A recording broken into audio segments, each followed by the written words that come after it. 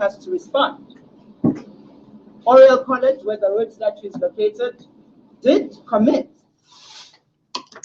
Uhuru, that was a statement from Kwame in regards to the situation in South Africa. Right now, we also have in the studio Penny Hess as well. So, Chairman, would you like to give any thoughts about the situation that took place in South Africa, in which the diners replied back to the waitress that we'll send a tip when you give back the land? Uhuru, first of all, I want to say that there's a critical person who should be in this meeting who is missing, and that is Comrade Luiza Kinshasa. What are you? Just come to the mic. That is Luiza Kinshasa, who is the Secretary General of the African Socialist International, and he should be here. He should be in this discussion. But I've seen some of the controversy revolving around the statement and position that was taken by this brother who refused to pay the waitress a tip, who refused to pay the waitress her salary, because in fact that's what we're looking at when we're talking about waitresses and other people working in restaurants getting tips. We're talking about companies that refuse actually to pay people's salaries and asking the people who dine in these restaurants to pay the salary for them. And you have a situation where the African says that he's not going to give her a tip until she participates or he gets the land back, or Africans get our land back. And so this created some controversy. And I heard the brother reference that when he talked about how people want to raise the class question. But anybody who's paid real attention to the issue, anybody who is familiar with African internationalism and the African People's Socialist Party would recognize that we understand that the class question is really concentrated in the colonial question. And when you talk about class, you've got a whole array of white people who living on other people's land, who stole the land, live on the land. If they didn't do it directly, then they're heirs to the theft. And so to say that somehow this African who refused to pay a tip was collaborating with the class enemies of him and of the white worker and the African workers is just the most ridiculous, asinine, backward stance that we have been fighting from the white left now. We cut our teeth fighting the white left, who always demanded that the struggle for African liberation couldn't happen because somehow it divided an imaginary African working class. So Africans standing up and demanding our land and demanding our resources from white people generally, who are colonial occupying settler population, is somehow dividing the white working class. And so the onus of responsibility is always on the African people fighting for our freedom.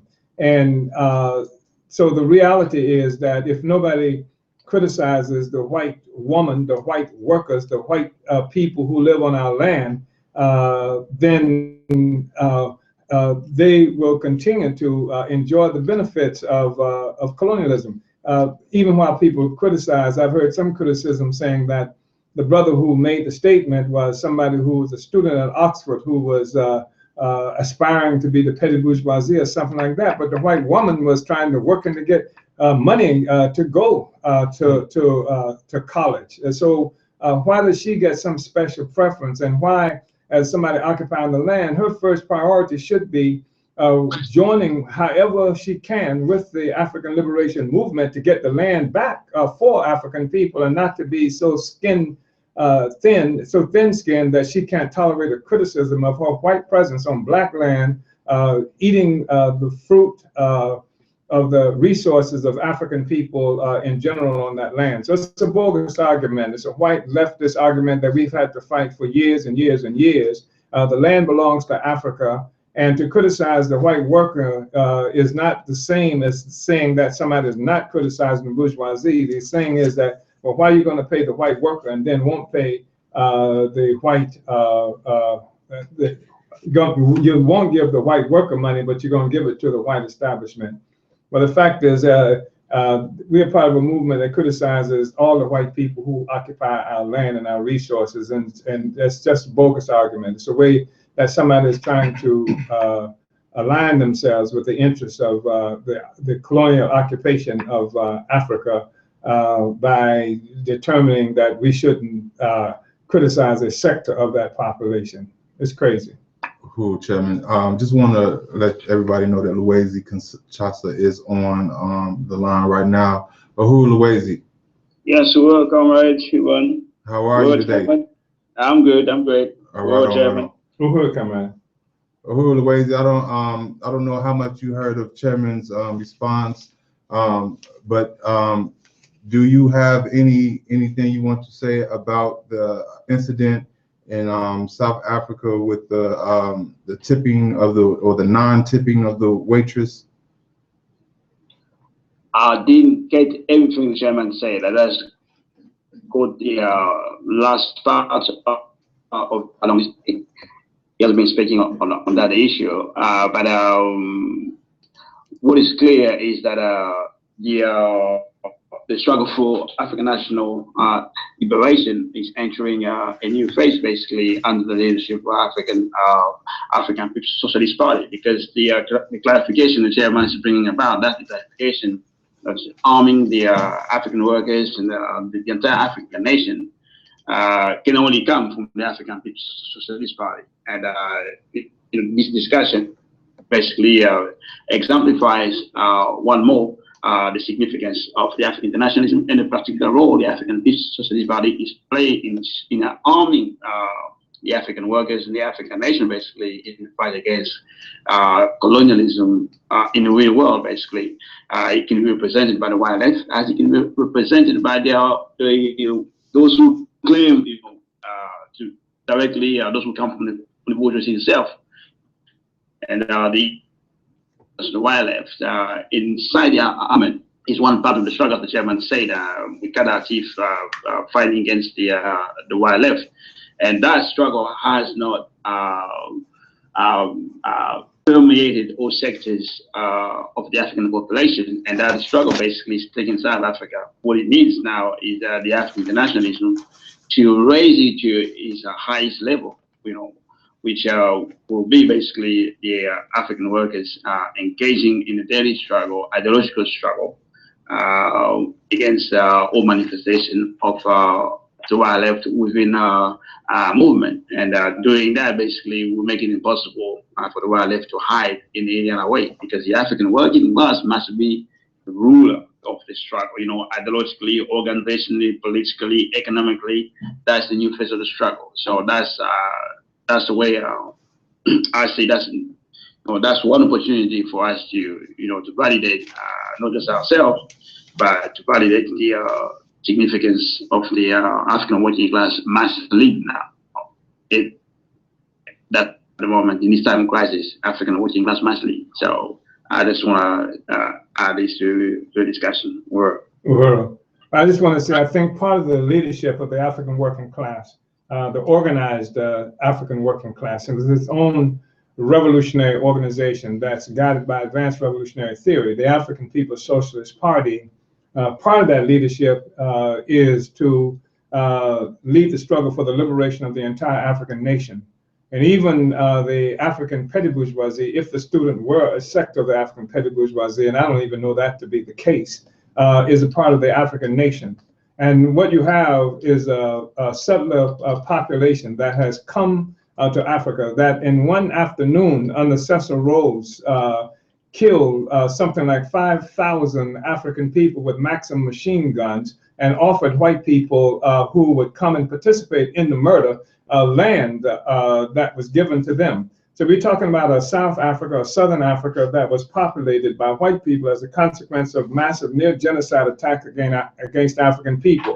And that African workers who got jobs and got an opportunity to have a job as a consequence of depopulating Africa and then taking away the land from African people. And now the African who are the heirs to the near genocide, who the heirs to the theft of our land and resources, which have never ever been returned by white people in general. All of the colonial occupied people have that. Somehow has to be concerned, the African student has to be concerned about dividing the working class by demanding that this white woman pay reparations, or even this white woman join in a movement. She should be in the movement fighting for Black power, fighting for the return of the land and resources of African people, and then to apologize or to criticize the African for making the criticism of the white woman or the waitress is akin to defending the status quo, defending the control and ownership of that property and resources of Africa that was stolen by white people. It is not something that we can accept. And as leaders of the African Revolution, as leaders of the African working class, as the head of the Revolutionary Party of the working class, it's our responsibility to defend all of those democratic and patriotic sectors of the African nation that would be fighting for the return of our land. And so an African who demands of a white woman who happened to be in Africa as a part of a crusade by white people to take our land, who benefited from them, who occupy a state where 50% perhaps or more of the African population is unemployed, that white woman has their job, then to say that somehow we have to be concerned with this notion of the working class. And there is no such thing as workers in general. The fact is that when you got white workers who are living on the land of the so-called Indian people, on Mexican territory, on the land of African people, they are benefiting from the fact that people's land and resources and future have been stolen from them, and they have a responsibility to redeem themselves. They have to redeem themselves. The brother wouldn't have had to raise that with her about paying reparations if she had been outside leading a demonstration demanding that the white people pay reparations to African people, which is what her responsibility is. So to place the responsibility on the African to have some kind of unity with the white worker who's there as a consequence of near genocide and the theft of African lands is just the most irresponsible anti-communist, anti-socialist act that one could make. Uhuru. Right now, I just want to give the call-in number. That is 727-565-1599. Again, that's 727-565-1599. And Penny, I want to ask, what is the role of North Americans or white people in the African liberation movement? Uhuru, well, thank you. It's an honor to be on the show today, and I just want to express my unity with everything that the chairman has just laid out so clearly, and that makes so much sense. The role of the African People Solidarity Committee, or white people, is under the leadership of the African Revolution, working in the white communities to show that everything that we have is at the expense of African people, at the expense of stolen land and genocide against the indigenous people, and of hideous hundreds of years of colonial terror against the majority of the people on the planet Earth. And if that waitress, didn't live as benefiting from the assault on Africa, she would still be back in Europe, poor, working in some kind of hideous conditions where even child labor, children started when they were, 8 or 9 years old, working in these factories in terrible conditions. The only reason that changed is because of the assault on Africa and this pedestal, as the chairman explains it, on which the whole white population lives, including white workers. Because as the chairman said, that the class contradiction is inside of colonialism, not inside of white society. There are differences in the amount of resources that specific, groups of white people get. Mm-hmm. There are some people that enjoy the democracy, which is one of the parasitic benefits of the U.S., of this capitalism built on the backs of Africans, more than others. But the reality is that all white people sit on the pedestal, and that just makes so much sense. It's so clear when we look at the reality. And I think that, you know, the whole question of reparations, as the chairman said, is the key, and that as the chairman said, in Azania, in occupied Azania, South Africa today, white people still own a huge percentage of the land, and Africans are still colonized under neo-colonialism, and white people are complicit with that in a really active way, and that there is a future. I mean, when we look at this fracturing of imperialism and what's happening in Europe and the US, we can see that the only solution for white people is to stand in solidarity with the African liberation movement. There's no future on this pedestal, because this pedestal is going down, being pulled down by the struggles of African and oppressed peoples to take back their own resources for themselves. And if white people want a future, we need to be in solidarity with the African Revolution. We need to find our place in that. And there is a place for us to, you know, as the chairman has said, in the African nation, in uneasy equilibrium, that if white people are occupiers inside of Africa, the only way that we can be there is ultimately when African people have power, African people have liberation, is to commit national suicide and to renounce all benefits from colonialism that white people would have and be part of what is like tips from black people. I mean, it's and I think even when we talk about this issue of child labor in Europe, that was progress for white people. I mean, the fact that you had factories in Europe came about as a consequence of Europe stretching out and enslaving people and colonizing people. And so it was a relatively rough period for a while for Europeans, but even that was progress over the feudalism that Europe had lived in. And to rid itself of some of its excessive population and to bring in more wealth, England in particular, as well as other European countries, became imperialists, and they exported parts of their population to places like South Africa. And this gave plenty privileges to white people who would have been living in horrible conditions. They became wealthy, rich, as willing participants in stealing land and murdering African people. And they have to repudiate that history. And the way they repudiate it is by joining with the peoples whose land they have stolen and who are heirs to murder and mayhem that was imposed upon them by white people who benefited as a consequence.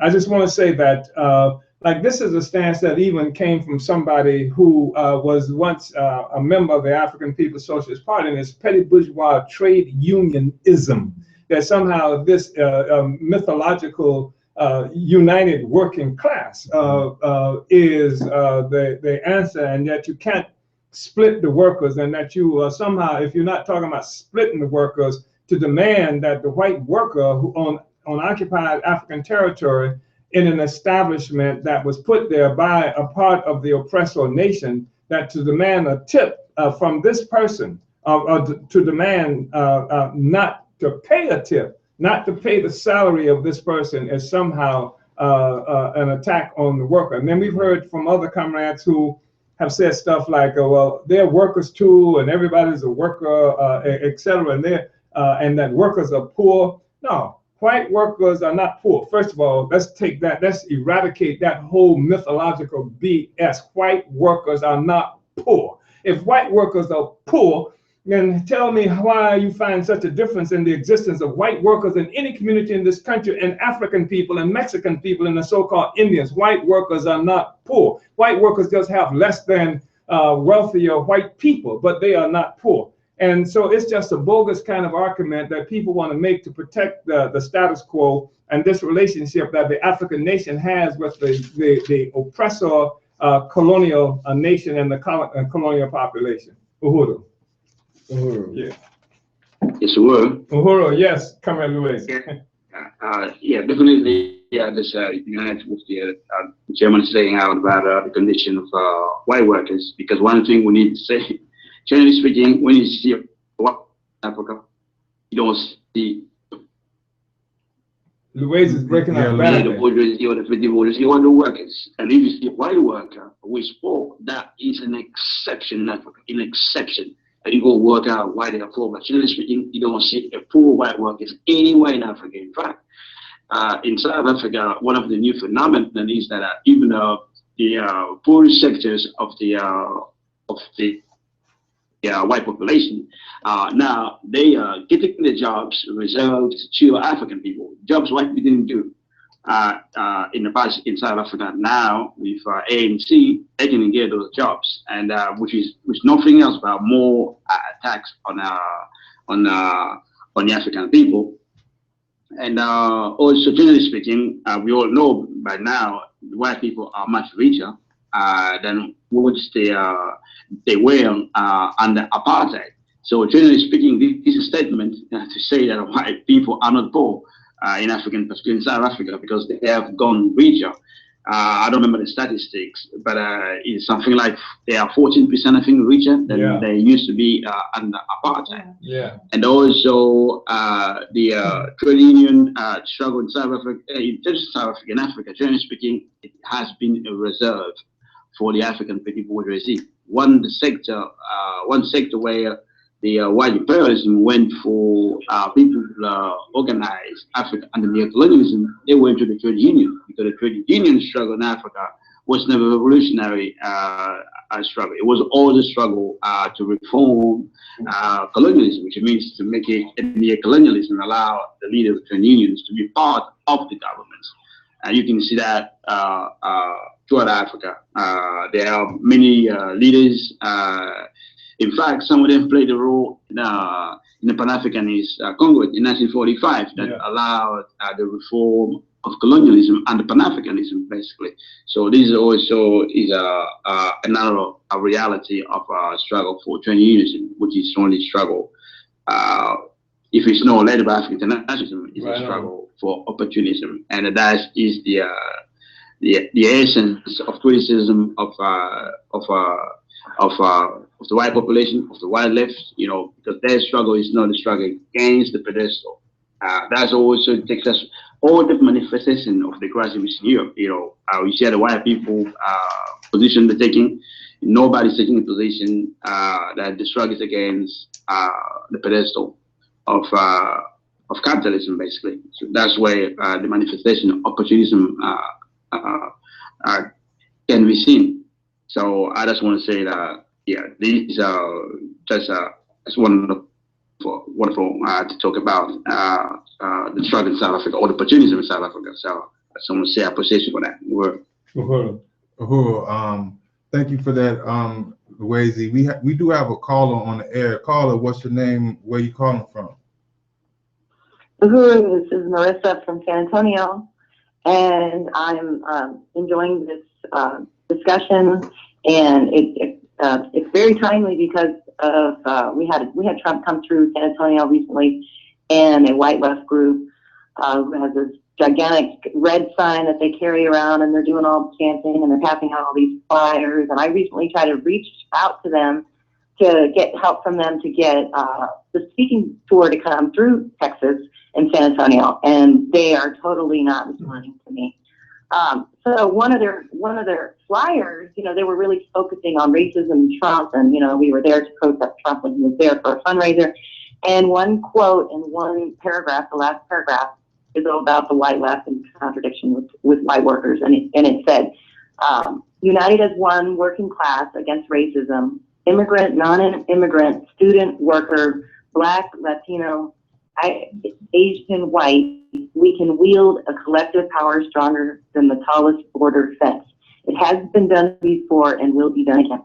And so I'm trying to educate them and show them that they're really totally full of crap with their whole presence, and yet they can't even show what solidarity looks like.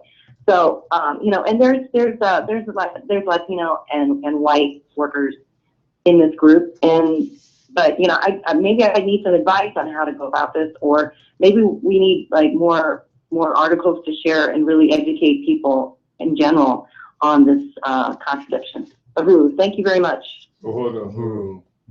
Thank you so much. Chairman, do you want to speak to Like I Mr. said, it's a struggle that we cut our teeth. Yeah.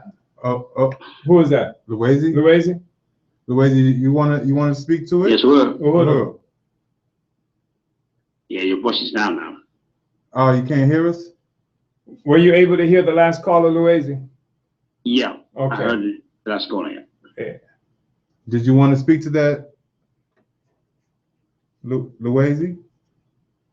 Yes. Well, we'll go ahead, Chairman. I just want to say that it's a struggle that we've been making forever.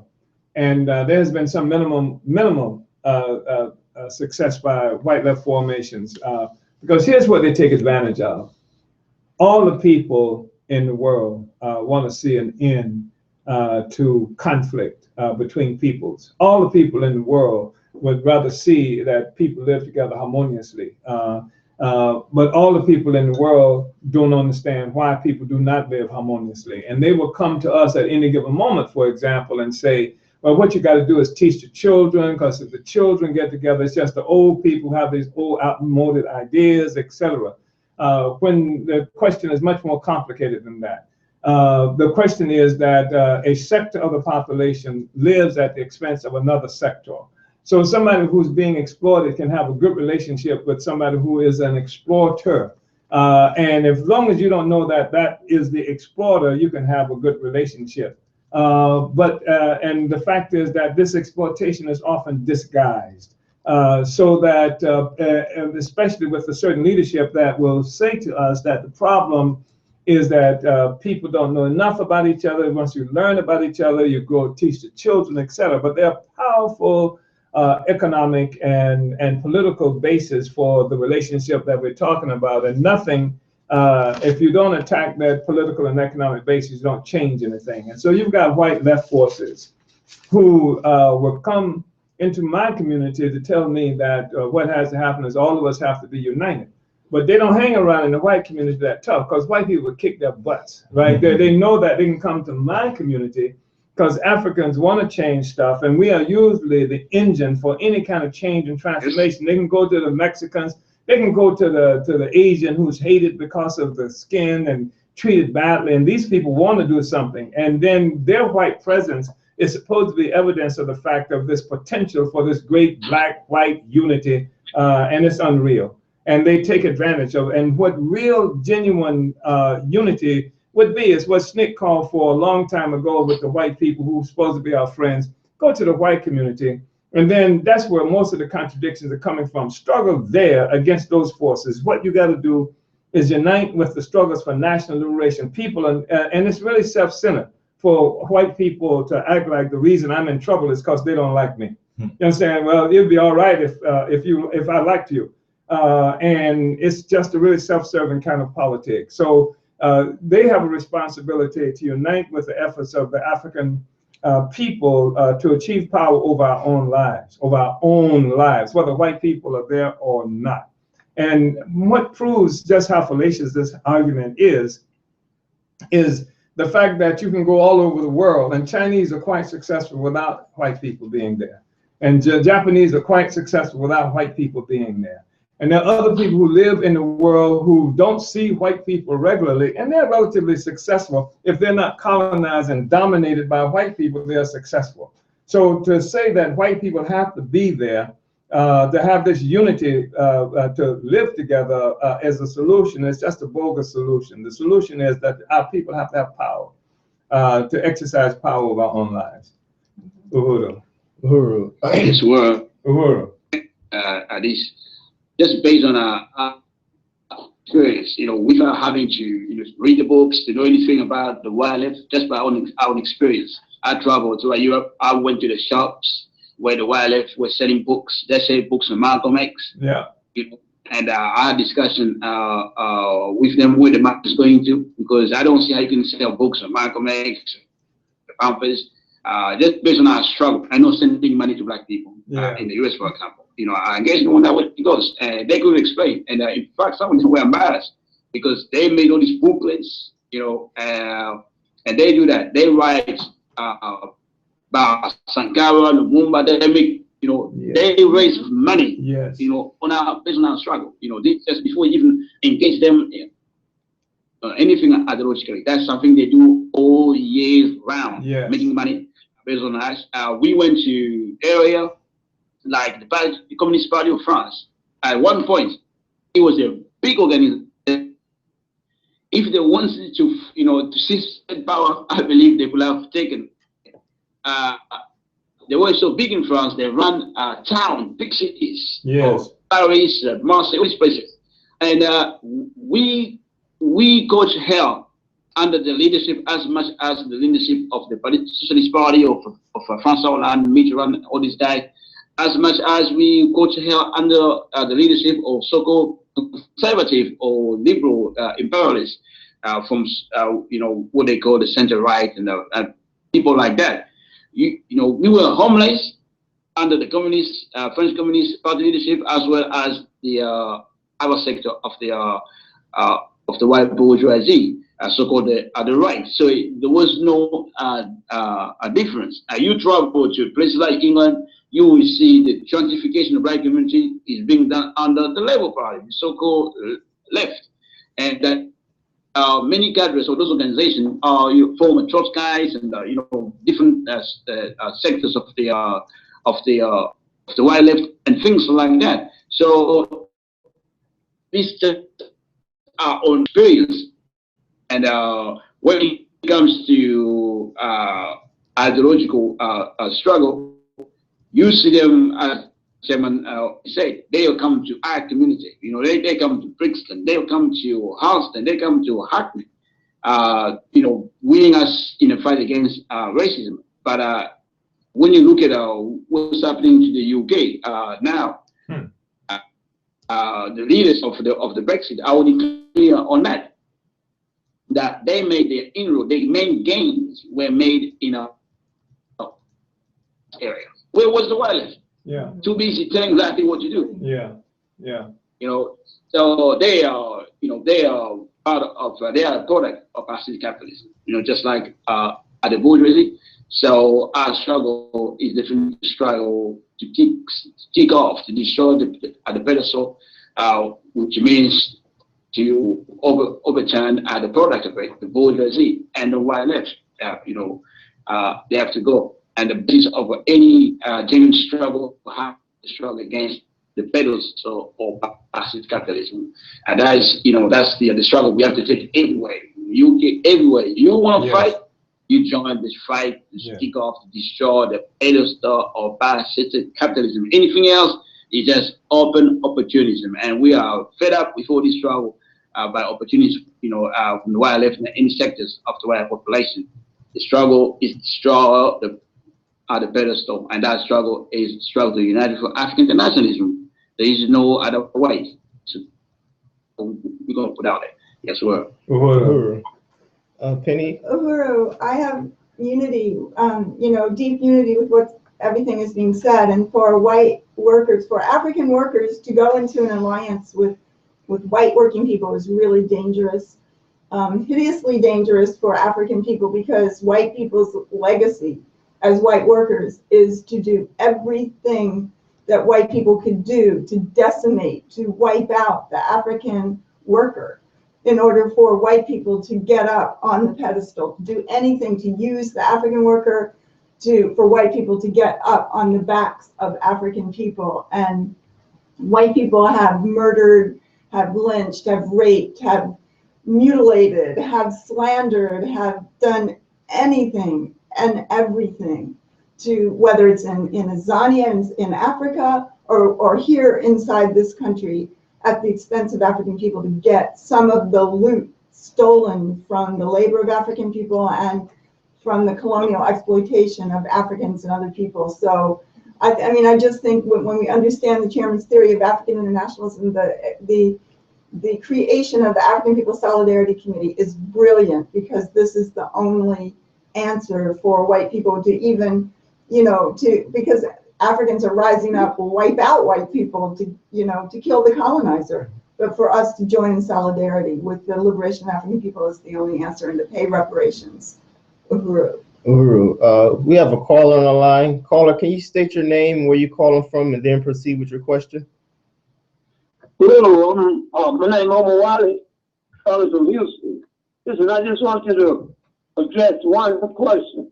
The next question is why the comrade from San Antonio was reading the document from the white left. What it said was that we've done it before and we can do it again. Can the panel speak to that, please? Ooh. Yeah, when did it get done before? That's the real question. In many ways, that's what Penny was talking about when she was talking about the legacy, because the legacy speaks quite differently to that reality. And I think that while we're talking about legacy, it is a legacy that responds to material interests. It is not just an empty legacy, but there is a different reality that white people experience that distinguishes white people from Africans and other people who are exploited. It is not genetics, it is not anything like that, but it is beneficial. White people have benefited from the advent, both the white ruling class, the capitalist class, and the working class. There couldn't be a working class if it had not been for slavery and colonialism. And the working class was a big step up from being a peasant or serf tied to the land in Europe, which is the state that white people were enjoyed prior to the advent of capitalism. And capitalism came into existence. It united the white people who had been separated by sharp and class divisions, so that the class contradictions between white people have become minimized and subordinate to the relationship that white people have to the rest of us, which is why we say that the real class question is not to be found in some contest between white people, which is simply a contest about who's going to get a greater share of the resources coming from slavery and colonialism. The real class question is that which exists between the colonized people and the empire and the colonizer. That's where it is centered. And that's the thing that's been raised about this question of the white waitress in South Africa, that's called South Africa as a consequence of white people taking it and naming it for themselves. So I just say that's a fallacious argument, and about this whole class question that's thrown into the face of Africans every time we rise up. There was an organization that was supposed to be white people who loved us. In the San Francisco, Berkeley, Oakland Bay Area. They call themselves Prairie Fire Organizing Committee. The Prairie Fire, part of their name comes from a quote by Chairman Mao Zedong, who said that a single spark can start a prairie fire, meaning, like communist revolutionary cadre can start a prairie fire. So they're the Prairie Fire Organizing Committee. They came into existence with the defeat of the Black Revolution of the 1960s. But to give themselves legitimacy, they call themselves working under Black leadership. And so they approached us once a day. In fact, they impressed us for a moment, the solidarity with Black leadership. So they approached us one day, and this was after the capture of Assata Shakur.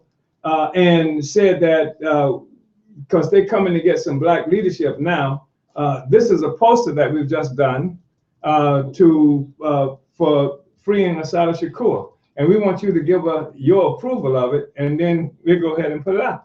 And I said, no, that's not what we need. What we need for you to do is to give us the press that you use to make the poster and teach us how to make the damn poster, and we put out the poster that we want to put out. Because for them talking about they're giving this is how they're following Black leadership. No, they're not following Black leadership. They're doing what they want to do, and they want my stamp of approval for it. They got the resources to do what they want to do, and they want a stamp of approval for it. The white people enjoy social and other political and economic power. And that's true in South Africa, and perhaps more in South Africa than most places in the world. So I think, we may have exhausted that discussion about the waitress. I mean, she really didn't deserve that much attention, but actually I'm not even speaking to her so much as I am these careless Africans who call themselves revolutionaries and progressives who are trying to stand up for her in opposition to the demand that the brother made for this white woman to give up the land. Okay, we did have another caller, but you know, that caller seems to have dropped. But K-Fing is still on the line. Did you want to say anything else, Omawale? Oh, he dropped. Oh, he dropped off too. Oh, okay. Well, I think this is a good time for a break, perhaps. Yes. Once again, I just want to give that call-in number. It's 727-565-1599. Again, 727-565-1599. Now we're going to go into our second break. Orlando.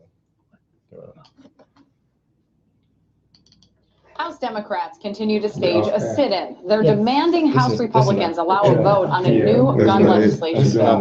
Members of the House and Senate are reacting to that move. This has been brewing for a while. Members are feeling very agitated. They're fed up, quite honestly. We come to work and we expect to get some things done, and lo and behold, we do nothing. We see this incident in Orlando. We recall what happened in Newtown. We saw what happened in San Bernardino. I could go on the number of mass shootings.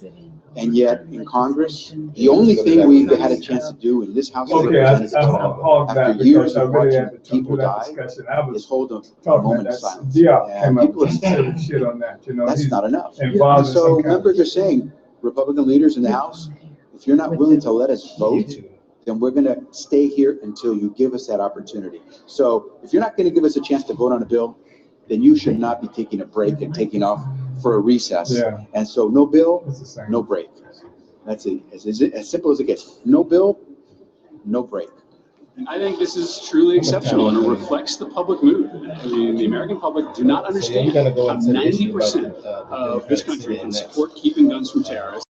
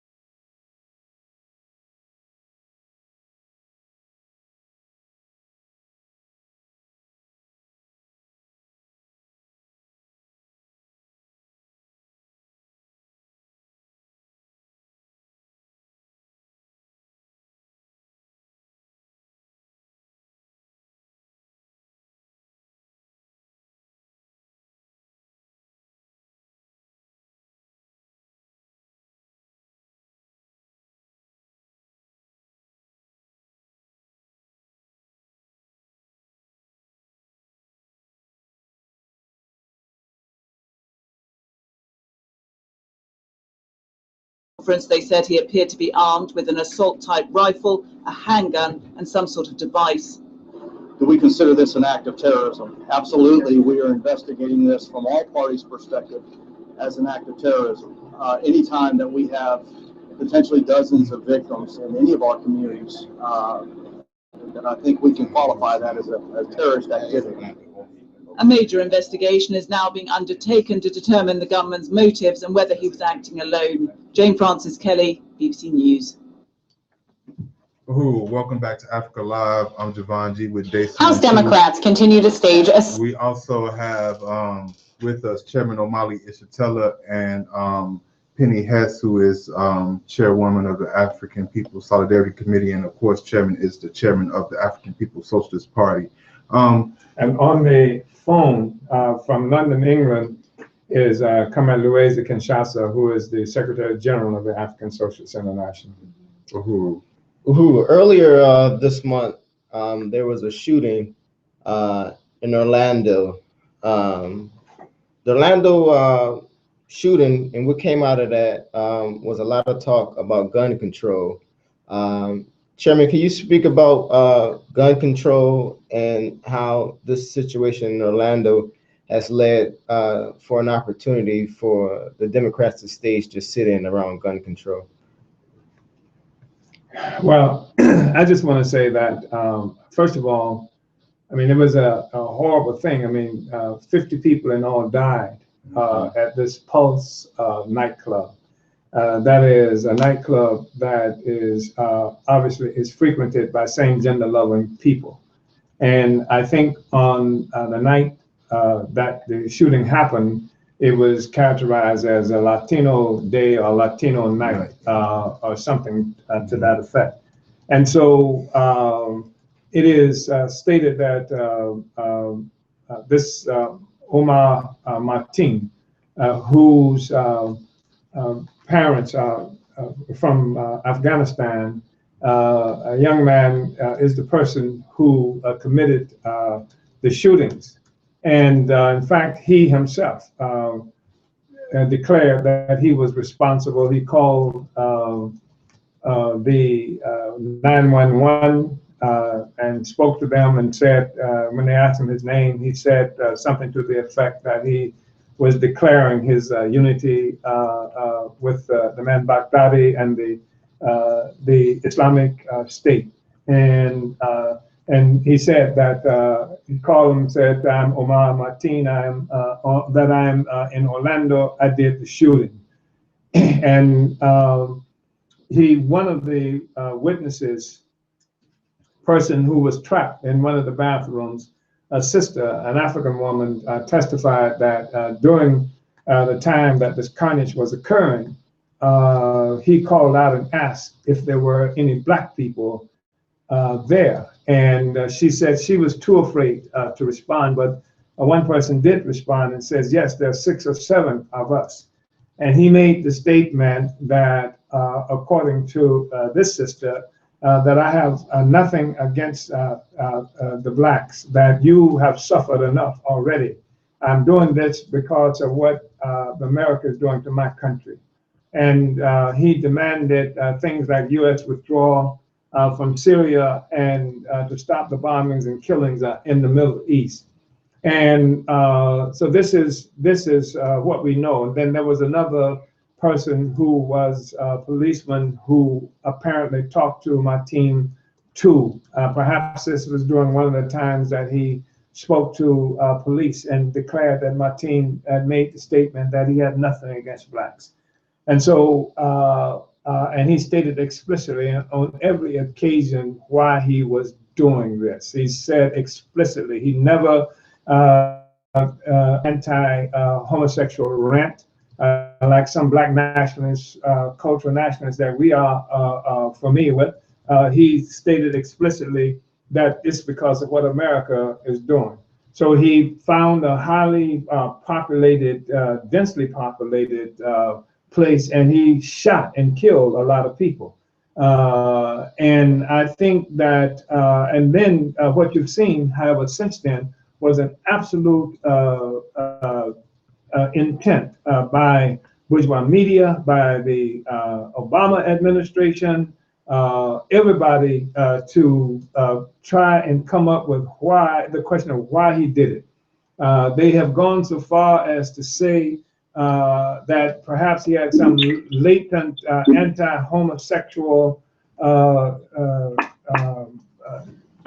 Hello. Oh, we have a phone caller. Caller, could you just hold on 1 second? 1 second, let the chairman finish. So he, they've offered that he was struggling with his own latent homosexuality. That might have been the reason. And they question why would he have done it? Well, he fits a profile of a serial killer. He was bullied, or he was this and that going through school.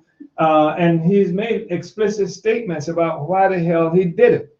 And now, and then the discussion shifts to one of gun control, and then you have the sectors of the Democratic Party in the House of Representatives who, using John Lewis, a moderate civil rights guy, as the person who would sponsor some kind of sit-in, stealing some civil rights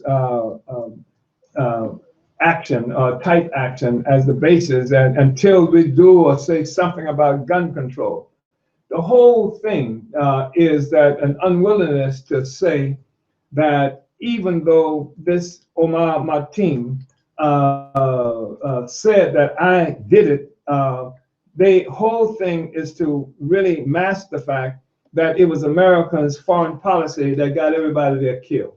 That the person was responding to US terror in Afghanistan, in other places in the Middle East.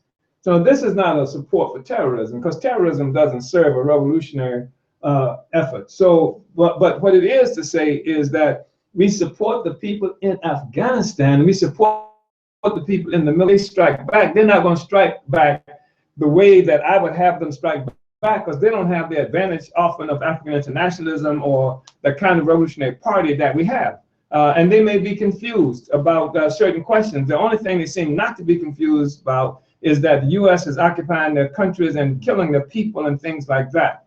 And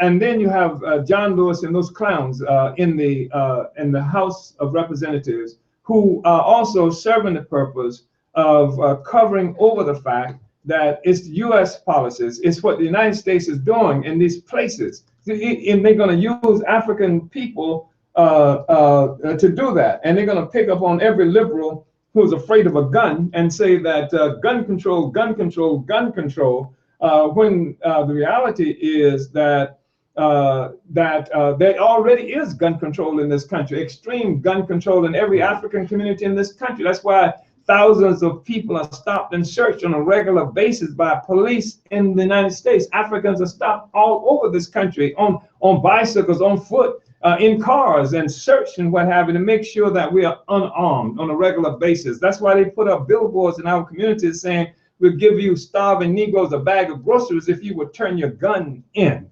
or $50 for your gun. So there's gun control already. That's not real factor. And this thing is a diversion.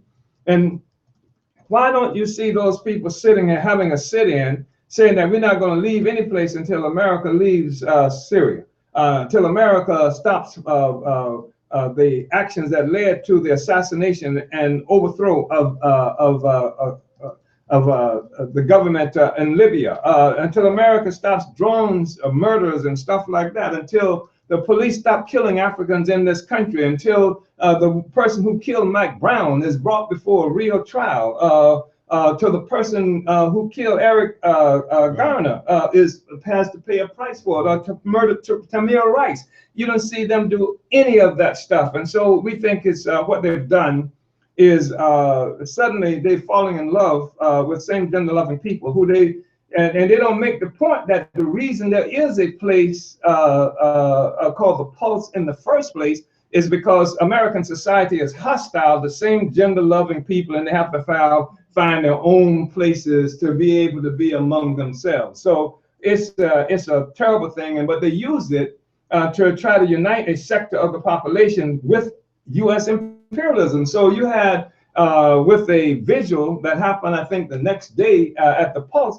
10,000 people came out to a vigil. Those 10,000 people should have been protesting U.S. policy, killing people all over the Middle East and starving people right here in this country, but they've turned it into something that it wasn't in order to elicit solidarity with that sector of the population and to use them and sympathy that people might have for them against the peoples in the Middle East and in solidarity with U.S. foreign policy. I just think that's, yeah, Uhuru. Uhuru. I really want to appreciate you, Chairman, for that. Do we have a caller? Caller, what's your name and where you calling from? I go by the Jedi, and because I have so many followers, I'd rather not reveal my location just for security reasons. All right, Jedi. I think I know. Go ahead. And I wanted to, I also want to say up front too, first of all, I want to say uhuru to everyone, and with a special nod to the chairman. And I thought I was coming in at one point, but I was going to say something about the waitress incident, but I can make some comments about with regard to gun control. Don't worry about it, Jedi. You can go ahead and talk about what you want to talk about the waitress and make your other point.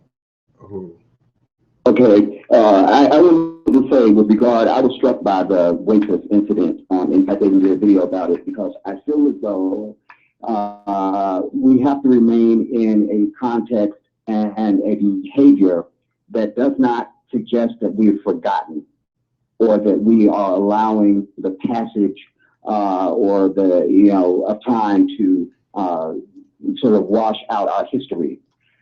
Somebody would probably find, I know a lot of people probably would have found that act offensive and inappropriate, or why are you doing it now? It's 2016. But that's exactly the frame of mind that I'm in. Did that waitress deserve it? I don't think that's really the issue, because I think contextually, we have to remain in a state of Africanness that reflects our past at all times. I think that's one of the reasons why we get sidetracked and hoodwinked, because we're allowing ourselves to be seduced into what we see before us right now, instead of remembering what has been and what still is, in fact, So I thought that the act was really appropriate, and that we can never let the enemy off the hook or to be comfortable. Yes, they do owe us reparations. We never hear about, I've never heard anyone say when they're going to do yet another aggression on some other, innocent nation around the world. I never hear the topic of money come up. And we've seen in recent times even the Native Americans in this country have gotten reparations.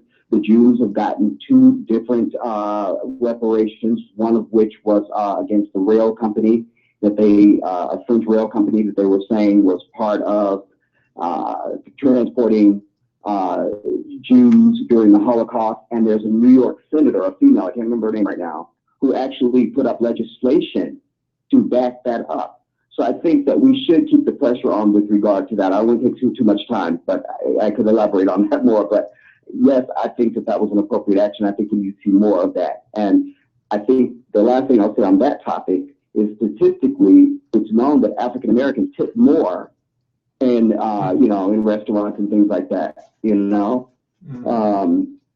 That's the first thing I wanted to say. The other thing I want to say about gun control is that Africans in this country need to understand that gun control is not something that I think we should be endorsing. I think that because my philosophy is that we as a people need to start seeing ourselves as not a part of the general culture. Everything that they do and say and all the laws that they write all say to us, you're not part of this. Okay, so fine, we'll take that. So when we begin to see that we are our own nation within a nation, then we see these incidents of mass shootings and so forth. We say, well, we look over our fence and say, oh, that's their problem. They're having a problem with gun violence, you see? I actually think that as Africans, we should be arming ourselves, man, woman, and child. Wow. But I think that the pathology has to be, we have to change the character of our people so that we don't have Ray Ray with his pants down around his butt carrying a gun. You understand that? Because if you have the right character of a people, it doesn't matter how many guns we have, we're not going to have any violence in our community. Right on. You know what I'm saying? And so it's a parenting issue then it becomes, because when we start raising better children and when we start having a better character as a people, then we don't have to worry about gun violence. It always makes me sick when I see somebody black on TV saying, agreeing with the white society, saying that well, we have gun violence in our neighborhood. No. You got parenting issue in your neighborhood. Because it doesn't matter how many guns your kids may have, if they've got the right character, they understand that that is for revolutionary and for personal protection. You see what I'm saying? Uhuru, I think you're talking about a deficit of political education and a deficit of organization, because I don't think you can put it to character, because if it was character, then white people wouldn't go into churches and kill 9 people, or they wouldn't have bought all the guns in Ferguson after, this white man, Darren Wilson, killed this African. But I do agree with you that we need, the serious question is political education and organization. So that's the thing that helps us to understand that we have a mission. And I think it was Mao Zedong who once said that in a war of national liberation, that it doesn't matter who fired the first shot. Everything you do is self-defense. So when Africans are shooting at white people, it's self-defense. But at the point we are confused and living under this kind of total domination, if we don't have revolutionary organization, then you will see what happens. And let me just point this out. I don't want to overtalk it.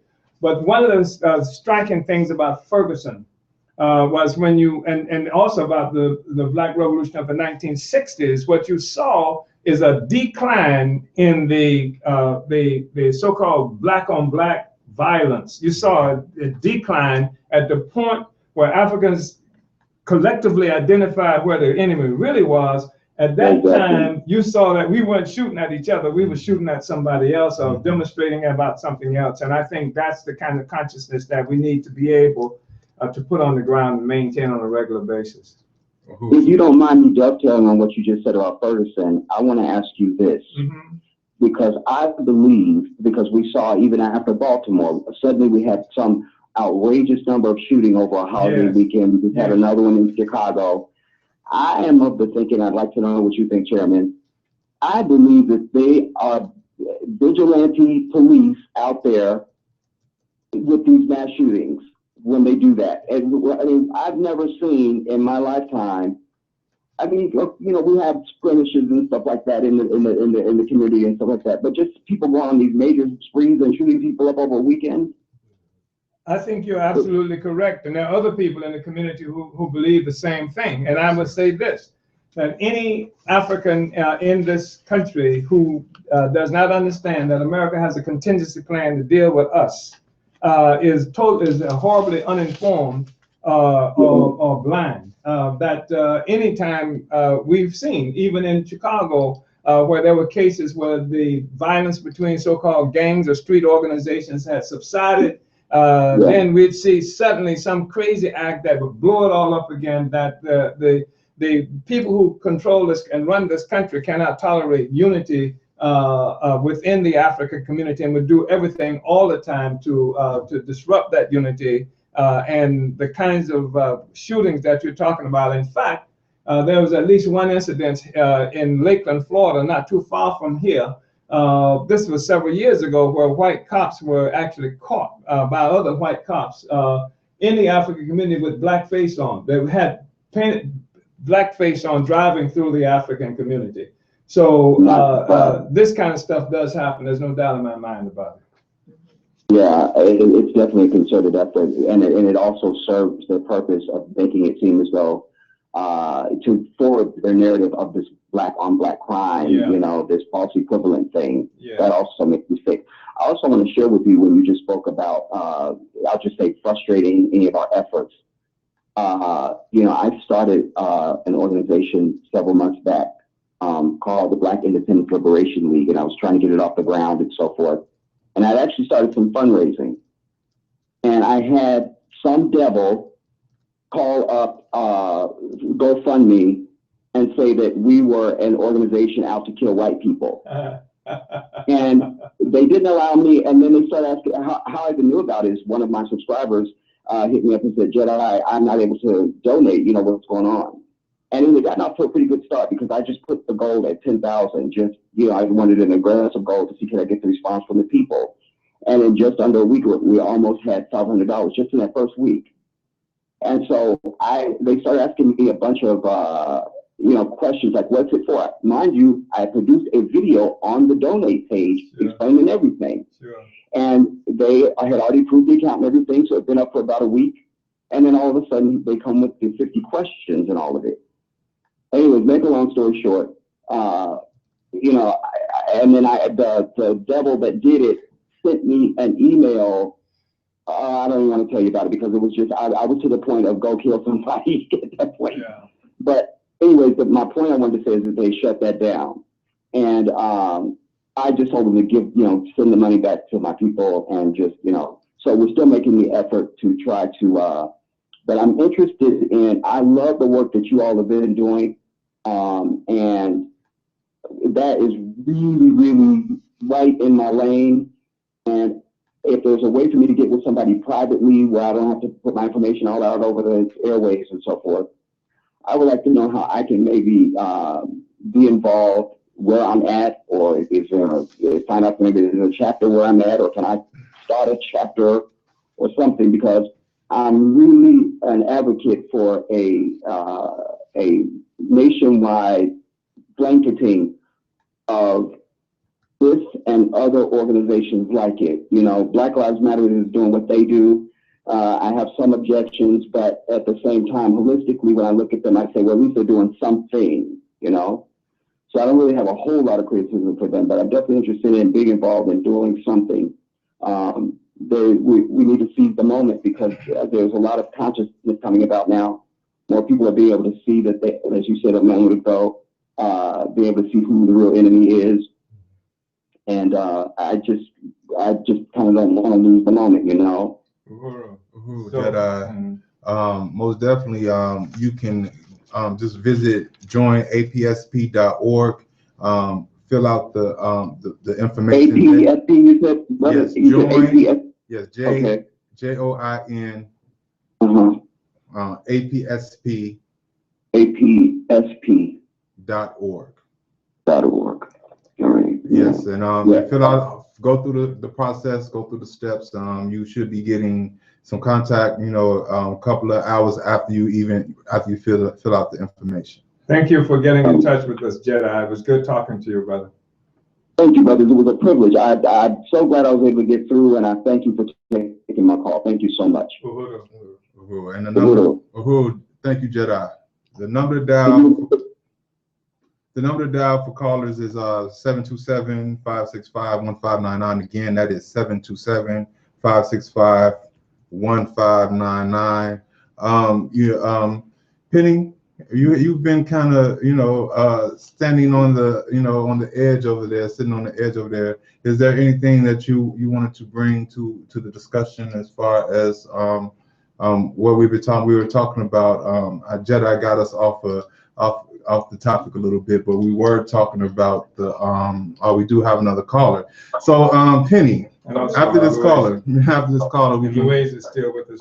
No. Hello? Yeah, caller, what's your name and where you calling from? Can you hear me? Yes, we can. Uhuru. Uhuru. I'd like to say greetings to all the comrades there. My name is Sister Agbe Vazar, and I'm calling from Frankfurt, Germany.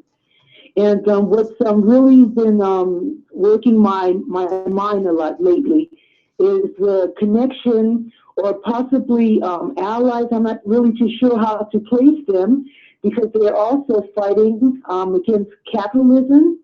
And they have the ones that I have met, whether I'm in Germany, France, United States, the anarchists group of people, which are normally, most of them, not all of them, but a majority of them are European heritage people.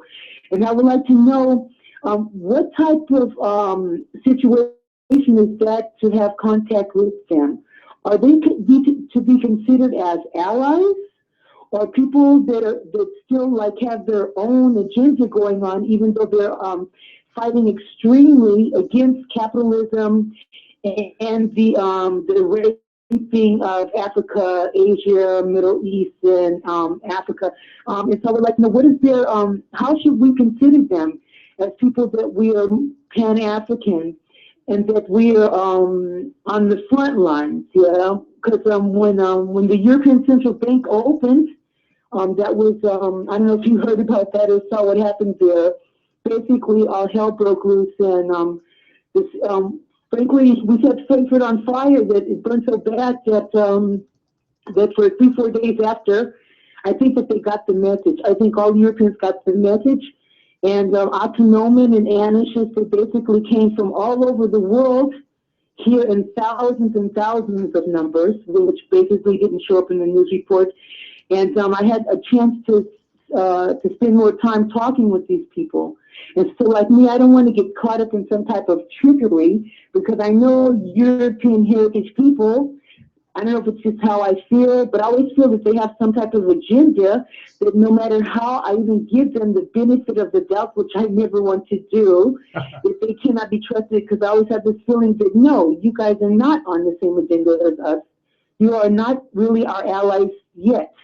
And I know that there, I cannot also say that all Europeans, okay, I wouldn't like to say that all Europeans are evil and bad people, even though they are fighting against the same things that we're trying to fight against. And so I'd like you to teach me and to learn me what is the correct position or disposition I should have with people that are autonomous and anarchists. And these people are really direct on the front line. I mean, it's blood and glory for these guys to destroy and the total destruction of European heritage, capitalism, oppression, and rape of the environment and humanity. So, Minister Resta, who did you say? Amish? No, anarchist. Anarchist. Yeah. Gotcha. Fish sting. Okay. Hey, we're getting all in English reading, yeah. We don't have to speak in German. Okay, gotcha. Who wants to? I was in the United States, but I live in self-exile, and actually Germany was basically the only place where you find more sympathy here in Germany for people that are more extreme left, and so that's why I live here and at this time, and I've been here for a long time. How long have you been there? I've been here for, I guess, about 27, 28 years now. You've been there for a while. It's much impossible for me to go or to return to the United States because of my political views and activism that started in the United States, and then later on I had to leave and I had to seek a place that was safer. I understand. Listen, the issue is that anarchists historically, and this is a phenomenon that emerged in Europe, and a long time ago. It's not even new. We saw contending political philosophies that emerged as capitalism began to manifest itself in certain negative ways in Europe early on. And the same process, we see Marx and Engels and people like that, where the anarchists emerged during the same period of time. And the anarchists were characterized, as you mentioned, they claim a hatred of capitalism and a hatred of the system, et cetera, in fact, all authority. And they will not make a distinction between a communist or a socialist in power or the capitalist in power. And what that ultimately means is that in every instance where a genuine, something that approximates a genuine revolution has occurred in history, the anarchists fight against the consolidation of what would be a revolutionary anti-communist, anti-capitalist state. But our weakness is not the existence of the anarchists or even the white leftists who call themselves Marxists or communists, although generally speaking, we disagree with how they sum up the reality that we live in, and that includes the anarchists as well. Our weakness is that we have a lack of clarity about the relationship that we have with all of Europe. And it's not because they are white as such. It is not because of some different culture as such, except culture is something that is formed and informed by the economic basis in society. So if you have a society, and now we're talking about globally, that owes its existence to slavery and colonialism, it is reflected in the culture. And the economic and political relationships we have reflected in the culture. So when we hear Europeans, mostly when they talk about being against capitalism, they are talking about being against how capitalism affects their lives, how capitalism affects things in Europe, and they do not recognize that capitalism has its origin in slavery and colonialism. And that and that's our problem. That's what we have to understand, that what united and actually consolidated Europe. In fact, before there was a German, there were black people in what is now called Germany before Germany existed. Yeah, it's about that a lot, but to let people know that. But I won't let that distract me from what is supposed to be the major agenda for Africa. Right, exactly. Yeah. That's the question. That Africa and African people have to have total liberation under the leadership of the African workers who produce all the value. We are opposed, the problem that we would have with most of them when they say they are opposed to capitalism, are they opposed to this parasitic relationship that capitalism has with the rest of us? Will they unite in the struggle for black power? Will they unite? And I think that's a critical question. And then also, I think in Europe, a thing that's going to be really important to help us to measure who we are working with is their stance and position around, particularly in Europe, the Roma people, who are in Roma, who are dogged out and animalized and bestialized and have been since feudalism, right? All over Europe. I spend a lot of time with different ethnic groups, and from what I have learned over the 28, 29 years here living in Europe, that the Roma themselves, they are racist. Yeah, they have an attitude that is similar to European heritage people when it has to do with African heritage people or people that are not Roma. That's interesting. And the Sinti and the Roma, they have the same disposition against my people or African heritage people that are my people or any people, actually. But let me suggest to you what would be a good thing. I would like for you to get in touch with the party, because we do exist in Europe. And the party, for example, we're located in a good way in Sweden. We are also have representatives in Norway, and at different times we've had forces in Germany as well. So I would... In Germany, even if I stand and walk here alone and no other man stands with me in this fight, I will fight and go down with it alone as the only woman standing. That's how that's going to be. And what's your name again, sister? Ate Vazar, and I live in Frankfurt, Germany. And there are other people that are here that we have a chance to meet also very often. We just had the initiative of Black Germans here.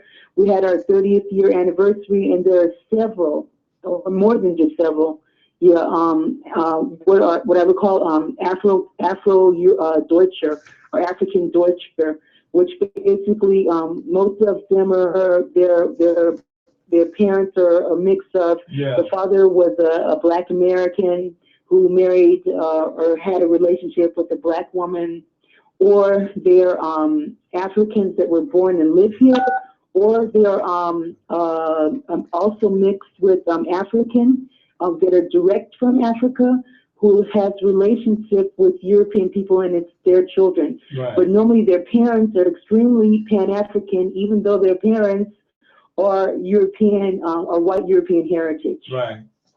Please get in touch with us.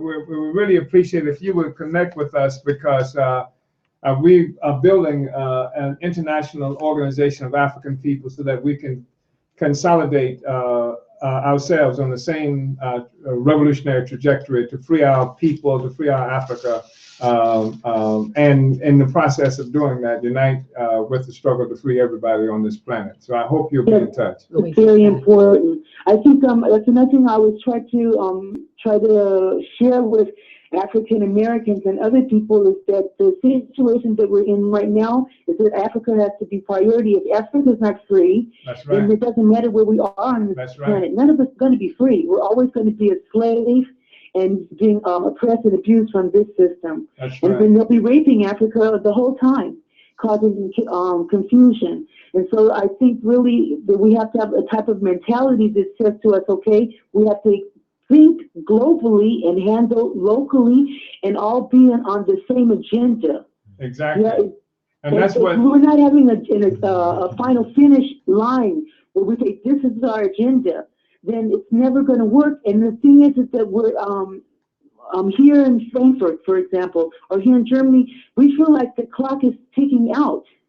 And so pretty soon there won't be even a chance to try to go up to this demon, to this monster, and do anything because it's getting too big.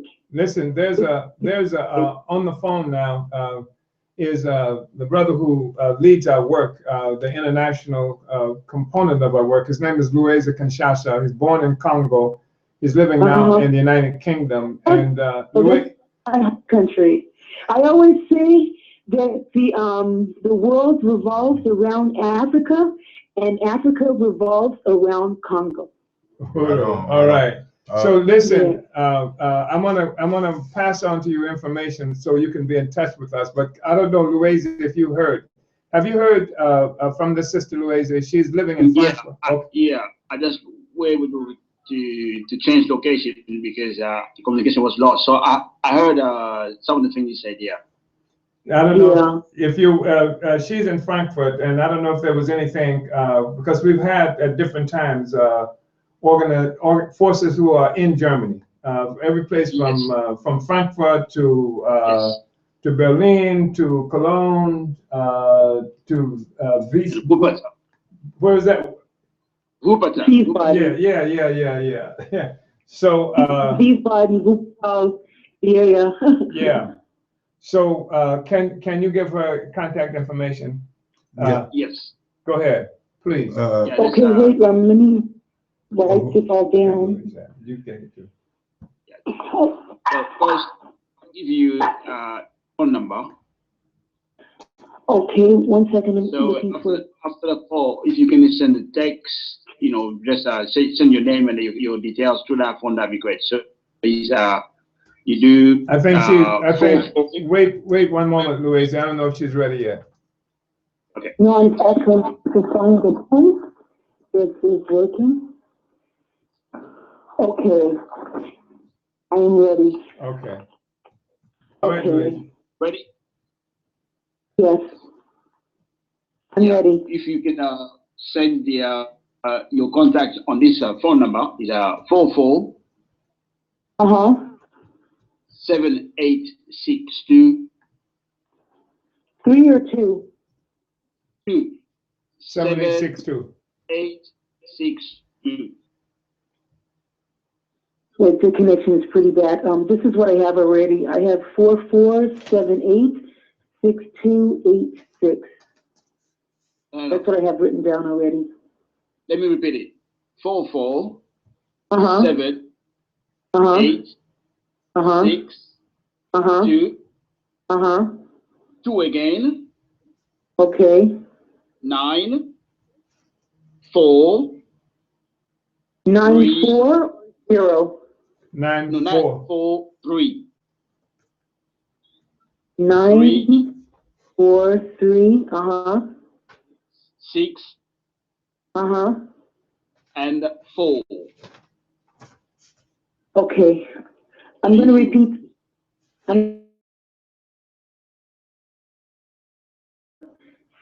7862293. Correct. And I'll Okay. give you your email. Is that a telephone number? That was the telephone. He's going to give you an email address now. Okay. Email is Uh-huh. email is Uhuru, which is UH. Okay, that I know. Uh-huh. RU. Uh-huh. ASI. S is in Samuel. A for Africa. S for sugar. Uhuru. At Uhuru. AOL.com. Okay, I'm going to repeat that.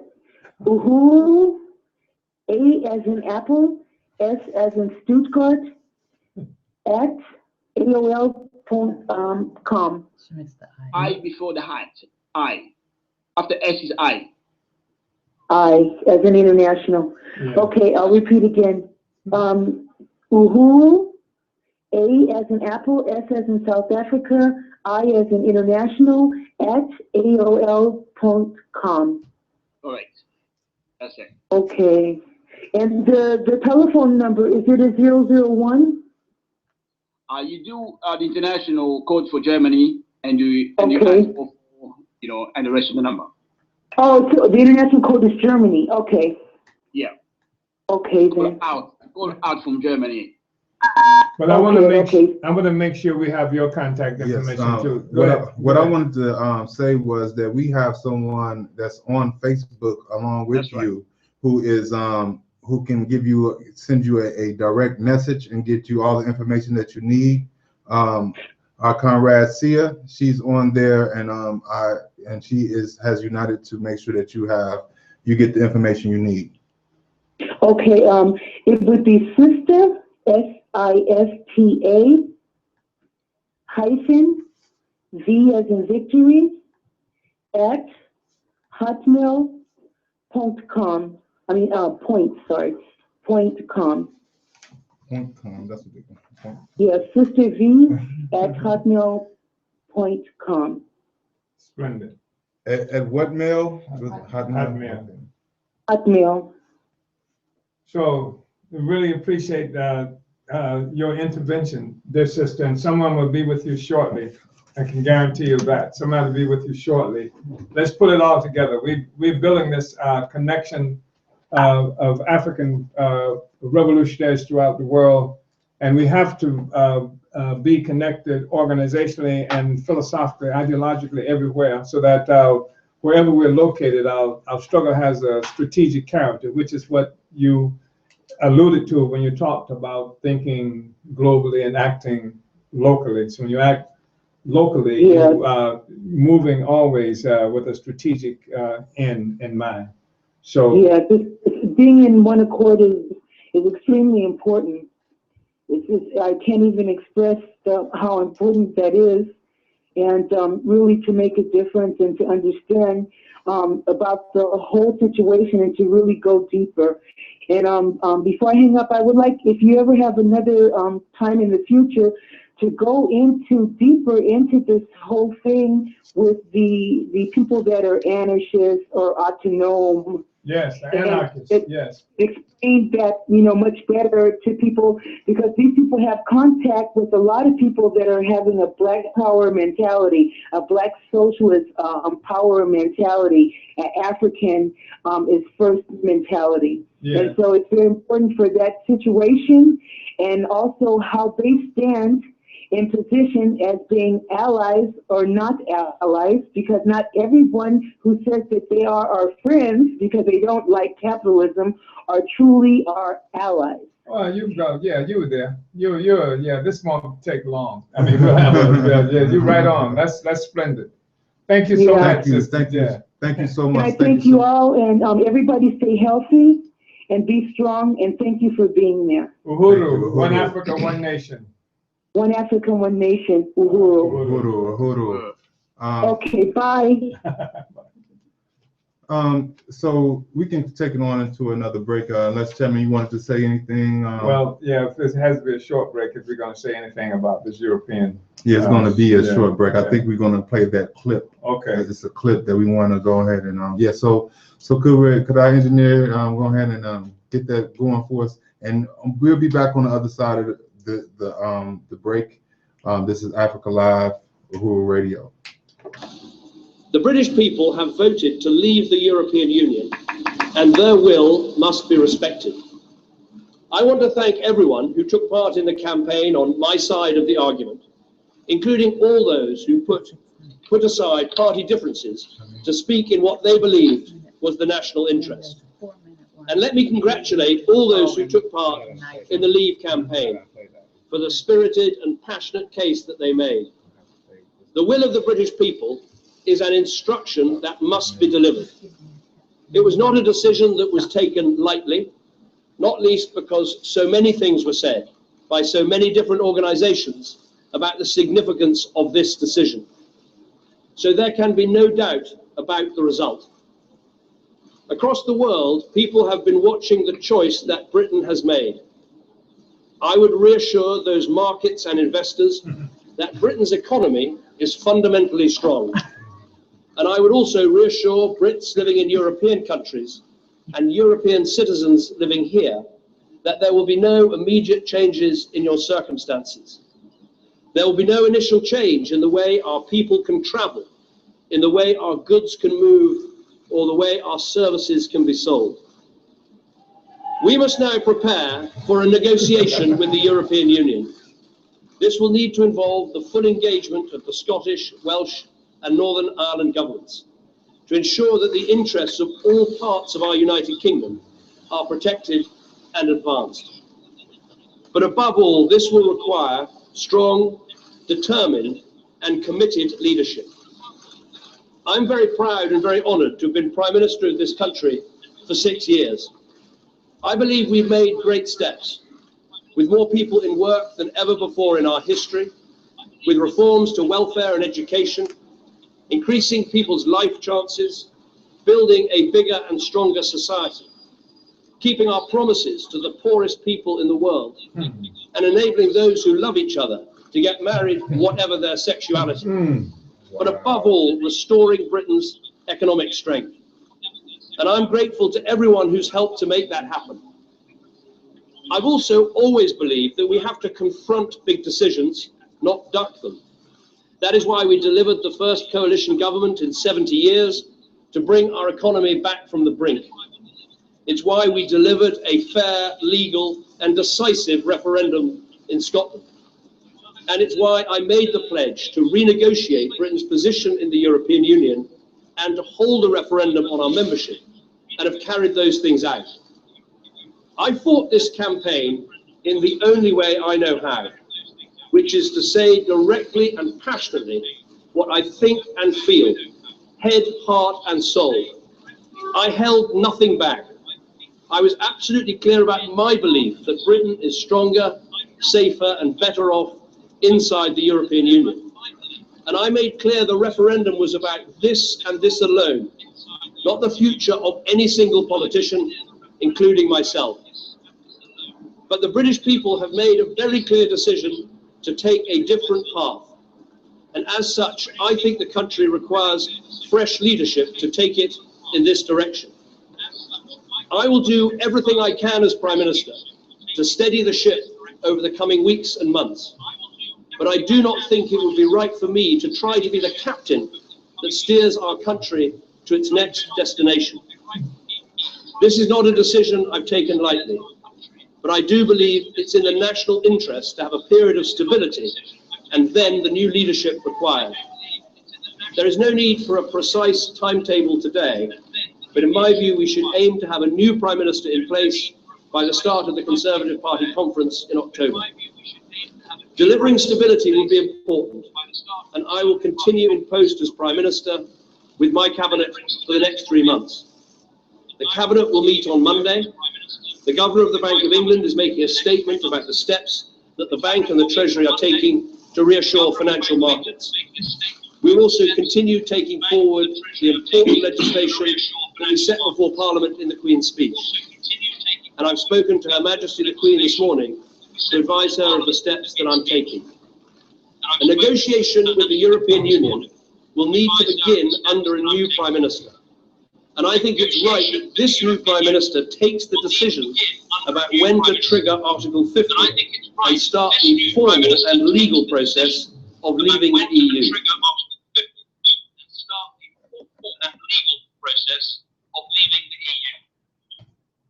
Welcome back to Africa Live. Javon G. Dason True, along with Chairman Omali Ishitela and Penny Hess, also Luwezi Kanshasha out of London. Yeah, the Brexit is on what we're talking about now, and understanding that the European Union is Britain has left it, and I just wanted to get your summation of this phenomenon, Chairman.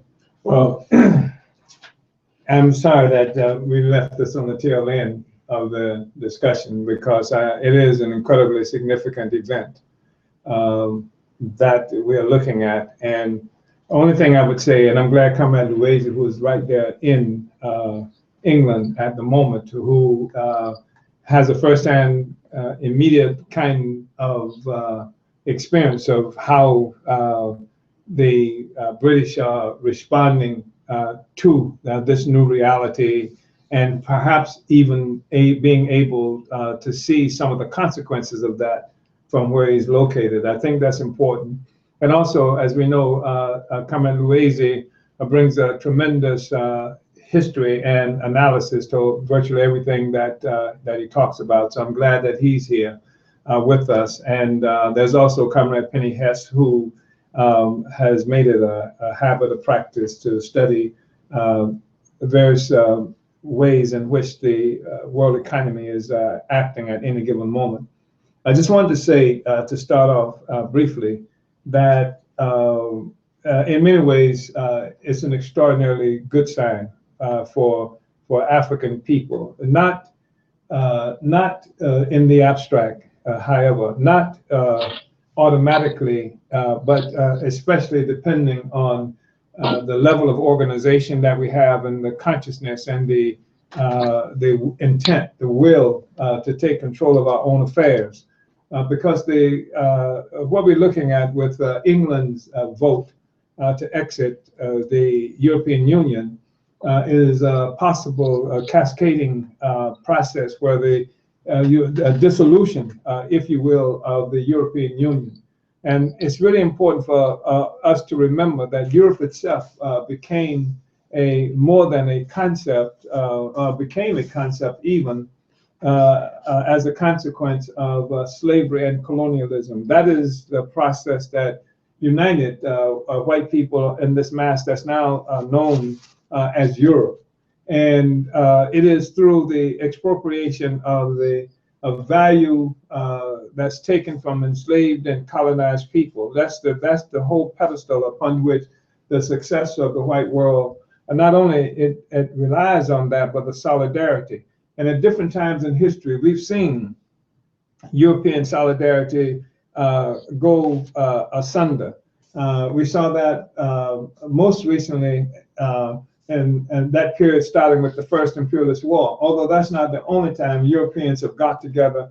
And for example, even 1884 and 85, the Berlin Conference happened and that divided Africa and gave it out to different sectors of Europe, precisely because Europeans were in the process of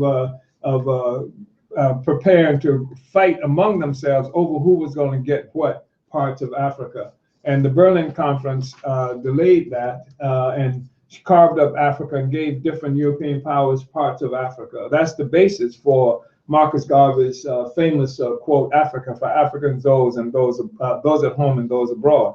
Then again, at the end of the First Imperialist World War, as it was characterized, or they call it World War I, the Versailles Treaty of 1919 called into existence the League of Nations, which was an organization of white powers that was designed to act as custodians over the colonized peoples of the world and to have peace among white countries. It was to put the colonized people in the world under the collective custody of white people.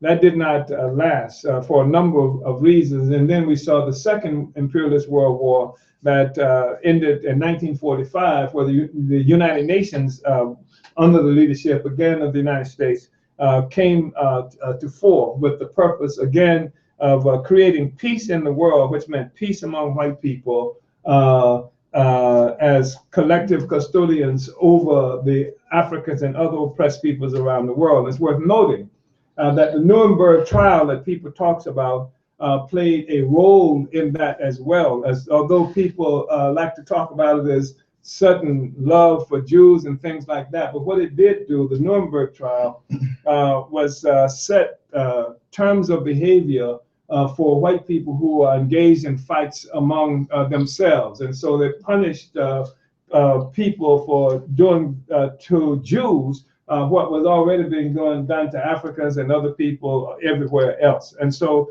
you had this kind of outcome. So Europe fought and then pulled together, and then now collectively they're going to control the world. And the European Union played a similar role. It created this huge economy, huge market there in Europe, and all of the big major capitalist economies in the world are connected to this process. And now with this vote, which is a reflection of anxieties of white people all around the world. Look at Trump and Bernie Sanders in the United States as examples. Look at what's happening in France. Look at what's happening in Sweden, the Netherlands, and all over. You see these huge movements of white people hating immigrants, kick them out, this kind of thing. And a kind of possibility of a dissolution. So much was organized. The International Monetary Fund, the World Bank, all of them came together in 1945 during this process. The U.S. became the top dog, and other kinds of economic and political arrangements, NATO, all of this stuff. Now everything is up for grabs, and it's a huge question as to what the world is going to look like. And for us, it opens up a window of amazing possibilities to free ourselves. And also, this opens up a period of potential wars and things like that, because if you remember, it was the unity was pulled together to keep Europe peaceful and controlling the rest of us, so that when they are fighting over who's going to get what, now they've been able to subdue that. Now with every white man or every white country for itself, then scrambling for these resources so that they can end the kind of economic crisis that they say they are confronted with. This enters into a whole new extraordinary period. It also challenges the attempt by the United States to control and contain Russia. Because now you've got all of the 28 different European states now with the potential to enter into their own agreements with Russia. And some of them do want to do that and have wanted to do that, but they've been trapped within the European Union. The consolidated United Bloc to deal with China. All of these things are questionable. There's the whole thing. There's so much now that has changed in the world overnight as a consequence of this vote that happened. And I've talked too long, but I know that Comrade Luizi may need to contribute something here as well. Who, Comrade Luizi, are you there? Yes, well, thank you, Chairman, for the clarity on this crisis. Brexit is being called, and it's a very interesting period in history. I don't remember any time since I've been in this country when you could talk to any black person that is crisis, and there was not just a sense of anxiety, but urgency. You know, what can we do? What can we do? And that's what this Brexit has achieved. Is to basically is the beginning of the end of illusion for Africans, and then the future of Africans is with imperialism, something like that, the integration, things like that. So that's something you can see almost everywhere, and usually it takes a while before our children really come to terms that they are not Europeans, they are Africans, or they are not part of the society, they are the others, things like that. But now, children from primary school, African children, they're going home, asking the parents, are we immigrants? Because they're being told they are not British, they are immigrants. So, this is happening. And even my own daughter came home and asked me, when are we going to start packing? Because these, how the young people are experiencing basically this crisis. And one thing definitely is certain: nobody can bring clarity to your African people and to all oppressed people outside of African nationalism. Because they are having this discussion. Should we be inside the EU? Should we be out of the EU? Now they decide to be outside the EU. But the question for us is to destroy passive capitalism, to destroy the pedestal. So that's for everyone who is listening, white people here in Britain, they have no left capitalism or passive capitalism. They are still part of it. They're just discussing what would be the best way for them to secure their share of the loot. And one thing is sure, is certain, Britain cannot compel the rest of Europe to follow basically his way. Of course, it gives out opportunity for every country, as Chairman said, to go for their own interest. But Britain doesn't have power like the United States to compel other countries to say, this is what you're going to do. And the British government, the British people in general, but the British ruling class, they have this slogan, Brits don't quit. That's not true. They just quit. They are admitted they cannot compete with Germany. They just admit their industry is, I don't know, what place they occupy in the rank, but the decline, the leadership in terms of technological, industrial leadership, Britain has been losing that for years, since before even the First World War. The United States and Germany, were the one who were challenging the position of Britain as the top imperialist in the world, and the two world wars basically completed that decline. So they don't have any means to say we're going to be, the top leaders in the capitalist world. They just can't. And in fact, what delayed the decline of British imperialism has been the access to the colonies. Although the British used colonies to build the whole European, to build the world market and something like that, but it was the access to our wealth, to the colonies, that prevented the sudden collapse of British imperialism. And that's why it's even dangerous now that, as the chairman says, everyone for himself. What Britain is going to do? What is the strategy of the British ruling class in Africa today? That's a very dangerous figure, because the intensity of that conflict, we know, manifests itself in a very serious way in Africa. That's where you see the British trying to prevent or to rescue itself. That's something Africans have to, take in board and begin to, to say, not at our expense. We want the British imperialism out of Africa. It is something we must popularize, we must win everybody inside the African nation. We do not want British imperialism to save itself. If you're going to fight, you should fight Germany, you should fight France, but it will not be allowed to rescue itself in Africa. And also, you begin to see inside Britain itself the cohesion, of the West society is in the air, basically. when you examine the results of the vote, you will see it was mainly the English votes that voted for exit. When the Scottish vote didn't vote for exit, they voted to remain. So for them, they're saying basically the English have no right to decide if the Scottish should be in the EU or not. And they will veto that. They will do, they don't agree with that. And that is all part of the discussion that you can see in society here. The same for Northern Ireland. They didn't vote exit. They vote to remain.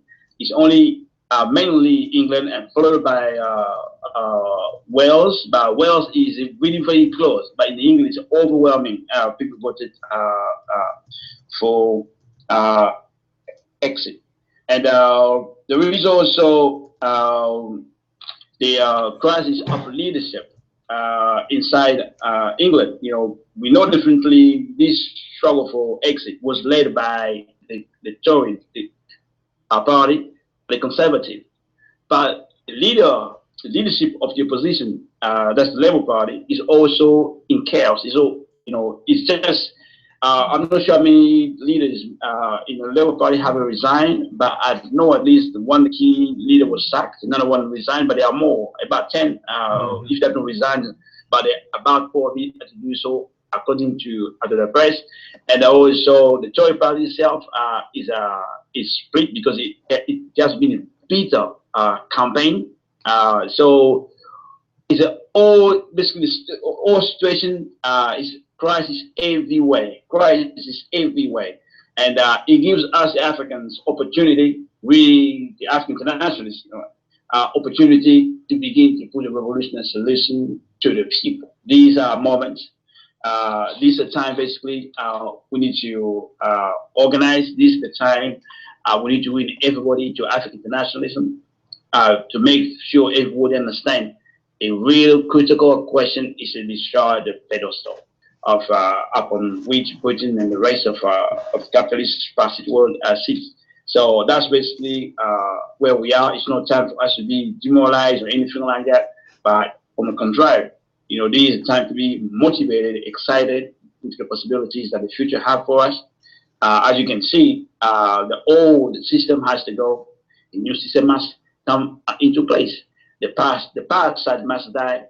So the system that brings life to humanity must take its place. And African internationalism is that, new leadership, that new bearer of new society, of the future, of the offer for all the oppressed people. We must rally under that banner of African internationalism to destroy pedestal. And that's one of the things I can say because I'm just looking at the time. Time is running out. Imperialism, sure. Penny, go ahead. We got about 1 minute. I just wanted to say that I propose that we continue this in the next show because we were going to talk about Brexit in the APSC show. So we could just continue. Yeah, we can go roll reparations in action. Roll right into reparations in action. Hey, I'm with that. So I'm going to do what Louise's daughter suggested. I'm going to pack.